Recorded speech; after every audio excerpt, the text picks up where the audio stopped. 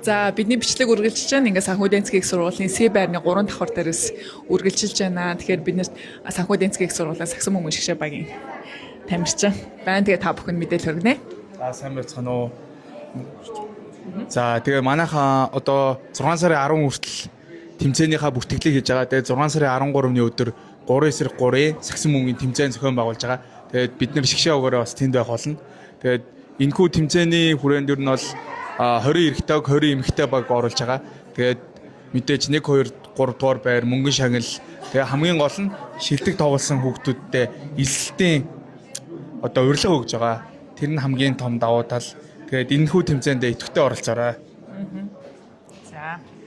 За баярлалаа. Тэгэхээр санхүү эдийн засгийн их сургуулийн 3-3 Сагсан бөмбөгийн 12 дугаар ангийн сурагч нарт зориулсан Сагсан бөмбөгийн нээлттэй хөрсөг тэмцээн зохион байгуулагч юм байна. Тэгээд энэ тэмцээнд ирээд оролцоод за тэгээд мэдээ санхүү эдийн засгийн сургууль 9 оролцох эрхийн эзэн бас болох боломжтой ахнэ. За тэгээд одоо бүгдөө санхүү эдийн засгийн их сургуулийн нээлттэй албаны өдөрлөг дээр бас онцлогны үйл ажиллагаа болон мэргэжлийн онцлогоо зөвлөгөө мэдээлэл гэсэн ийм хэсэг байгаа. Тэгэхээр та бүхнийг санхүү эдийн засгийн